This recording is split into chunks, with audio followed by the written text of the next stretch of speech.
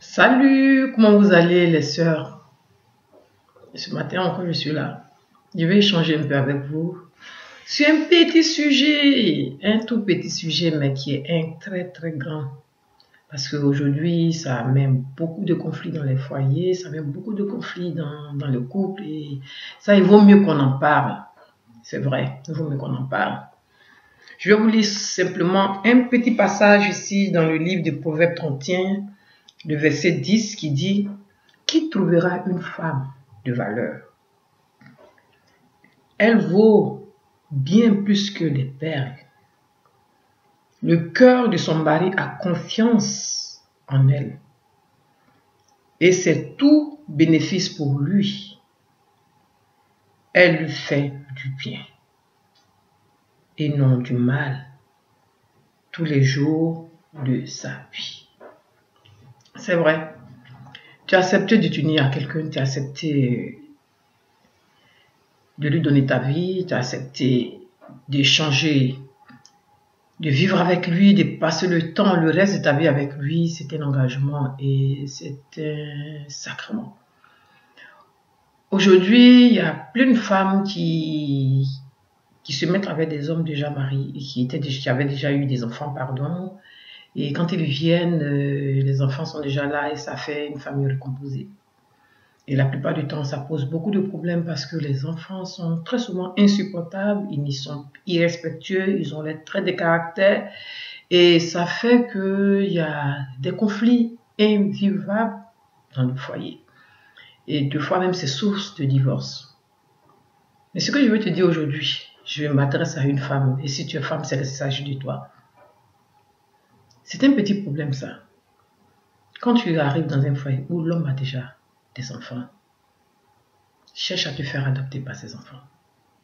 Quand je te dis de te faire adopter par ses enfants, c'est ton caractère, c'est ton comportement, c'est ta manière d'être que tu dois changer, que tu dois assouplir. C'est beaucoup d'amour que tu dois démontrer, c'est beaucoup d'affection que tu dois démontrer vis-à-vis de ses enfants. Et chercher plus le bien-être et la cohésion dans la maison. Il ne faut pas être la femme qui est toujours en train de se plaindre. Il ne faut pas être la femme qui se réveille le matin, qui commence à bavarder jusqu'au milieu de la nuit, qui n'arrête pas. Il ne faut pas être la femme qui n'arrête pas de se plaindre. Il ne faut pas être la femme qui n'arrête pas d'injurier pour moins de choses qui vraiment... Ça, il ne faut pas être cette femme. Si tu l'étais, change de caractère. Parce qu'il n'y a pas un enfant qui aimerait qu'on lui parle dessus du matin jusqu'au soir. Non, même toi, tu ne vas pas l'accepter.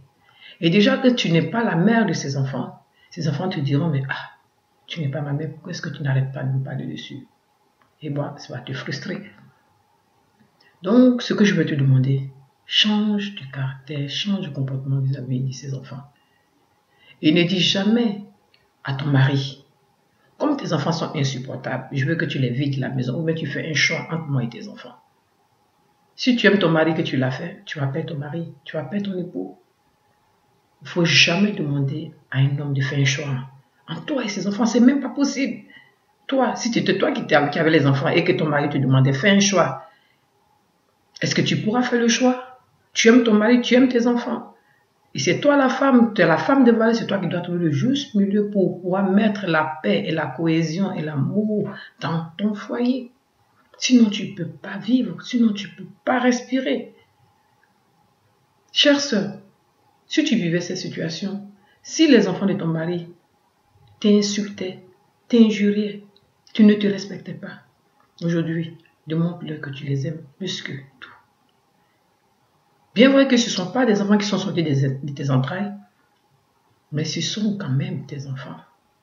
Parce que les enfants ont besoin d'affection.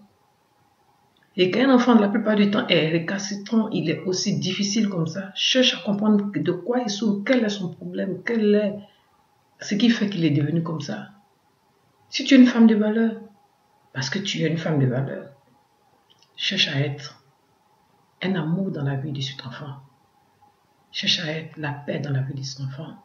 Cherche à être un repère positif dans la vie de cet enfant. Il ne faudrait pas que ta présence dans le foyer soit une source de discorde, soit une source de division dans la famille, mais plutôt une source de cohésion. Je voudrais vraiment vous remercier et que Dieu vous bénisse. Et c'était ma contribution pour l'ONG Help to Save the Nation.